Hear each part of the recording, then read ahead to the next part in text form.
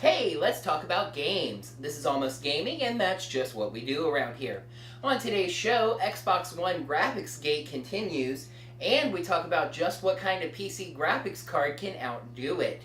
The PS4 says konnichiwa to Japan, and is the Wii U stronger than we thought?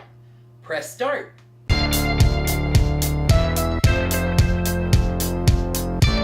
We will start with Microsoft. The gaming industry has slowly but surely began complaining about the Xbox One's ESRAM, claiming that it's holding back the console graphically. Microsoft said, bollocks to that, we're working on stuff that's going to make it better, and soon 1080p will be easy for the Xbox One. Well, where there's smoke, there's fire, and there's an awful lot of smoke, Microsoft. GamePer.com quoted Furious Fanboys editor Jeremy Conrad on Twitter as saying that the copies of the Thief reboot that he received for review played at 1080p for PlayStation 4, but only 900p for the Xbox One. When he was asked further about that, he said that he had heard that Eidos Montreal struggled to even achieve 900p on Xbox One, thanks to the console's ESRAM and GPU. Furthermore, GamePer also reported that well-known gaming industry insider Shinobi602 reported the resolution of two games coming to both consoles. He referred to the games as upcoming hacking game and upcoming Polish game. He said the upcoming hacking game, which is very likely Watch Dogs, runs at 1080p on the PS4 and at 900p on the Xbox One. The upcoming Polish game is likely The Witcher 3 Wild Hunt, developed by Polish company CD Projekt Red. He says that game runs at 900p on PS4, but just 720p on Xbox One. Let me take a quick time out here to say something between graphical stories. I personally am a gameplay guy. That's why I tend to lean towards Nintendo when talking about favorite console or favorite video game company. I am sure games look OMG beautiful on the Xbox One. The difference between 900p and 1080p is probably nitpicky at best, especially when the television industry is beginning to move past 1080p and racing towards 4K. The thing is, a lot of people are looking for a reason to choose one console or the other if they don't swear allegiance to a favorite exclusive franchise.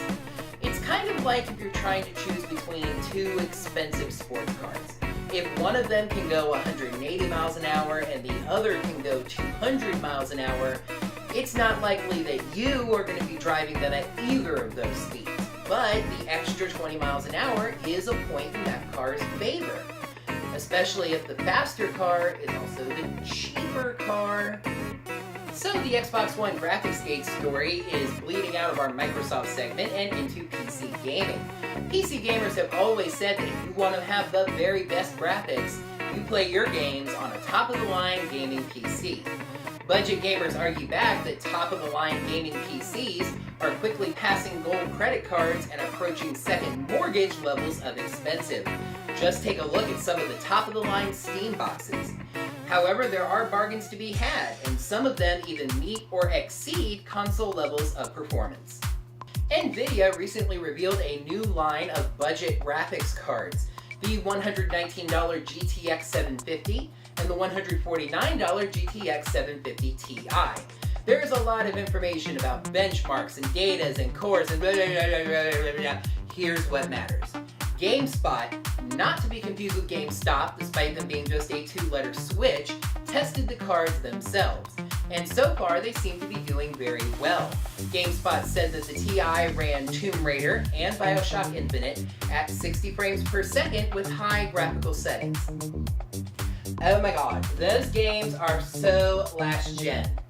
What can it do with something new and shiny? Well, they also tested it on the brand new Titanfall beta. Remember, this is a game that was made exclusively for Xbox One and gaming PCs.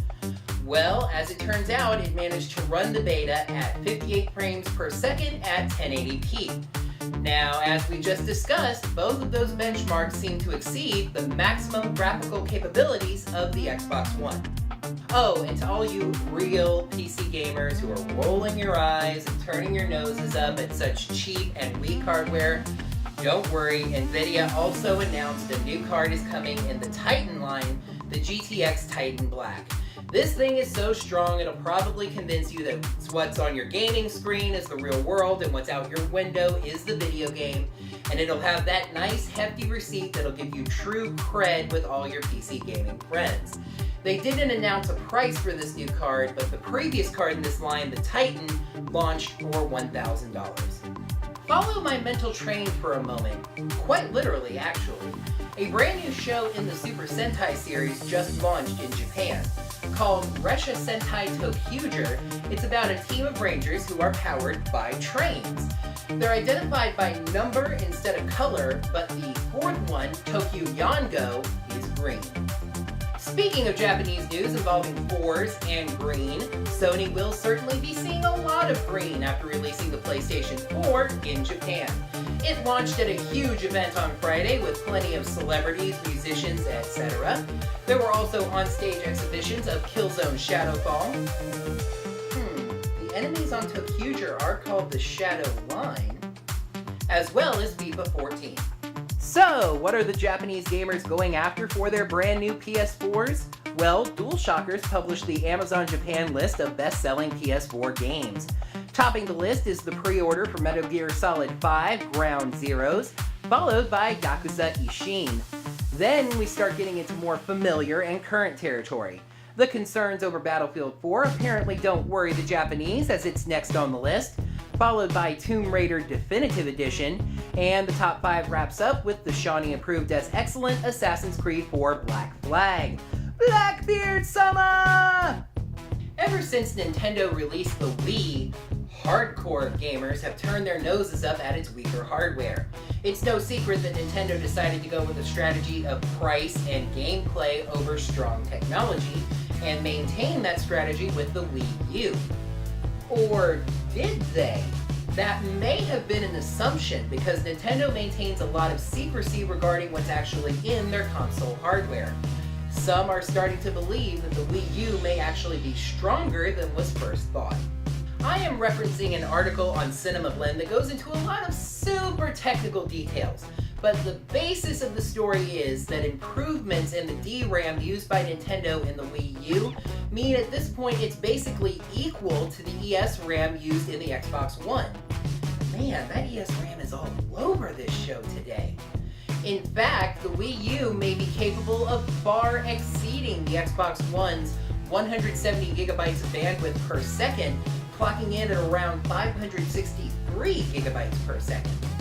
You may also notice that the Wii U, Nintendo's first HD console, has had few if any complaints about its graphical strength, with a lot of its first-party titles easily clocking in at 1080p and 60 frames per second. Some people are starting to wonder just what the Wii U is capable of, and it may be a lot stronger than people do think. Now, whether you see the Wii U is just as strong, if not stronger than the Xbox One, as great news, or that final terrible insult, of course depends on what camp you're in. Our featured story this week is Bioshocking, and just might sound a little irrational. Last week, Irrational co-founder Ken Levine announced that Irrational Games is winding down, basically shutting down. The Bioshock maker is closing. Levine said that the Bioshock series is being handed over to 2K Games, and that this will allow him to focus on games with replayable narrative using a new digital distribution system. But you know, there's something kind of hidden in this story that I haven't heard a lot of people talk about, though that may be because it's just assumed. Levine said that the Bioshock series is in good hands. He didn't say it was over. Is there a new Bioshock on the way?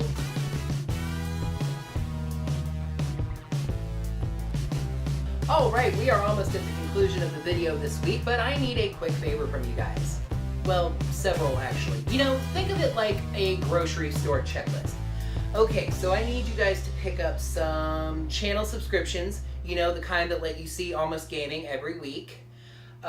We need some video likes, the click like below the video brand. We are running low on comments, so if you can do some video comments, that would be wonderful. Oh, video shares. We need video shares. I love those. And if you happen to see Facebook or Twitter while you're out, make sure to look for us on there too. All right, thanks. All right, that is going to do it for Almost Gaming this week. Thank you so much for watching. Make sure to stay tuned for Extra Lives, the blooper segment. And until next week, game on.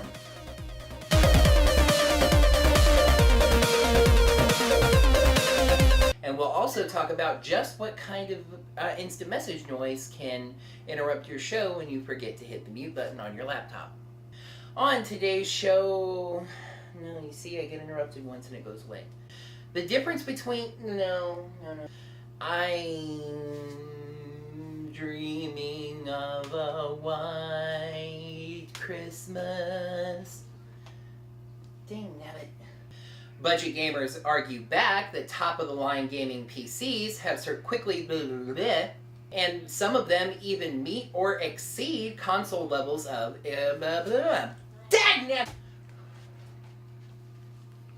Sticky record, sticky record, sticky record.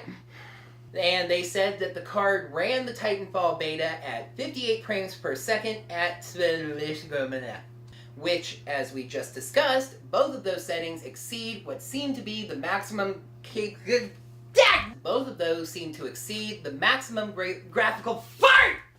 Worry not, NVIDIA also announced, quite literally, a brand new series in this show. Oh my gosh, that guy that does Almost Gaming, he is like so weird, and he's so loud. Why doesn't he shut up? Oh my god. I think I'm being recorded. I have to go.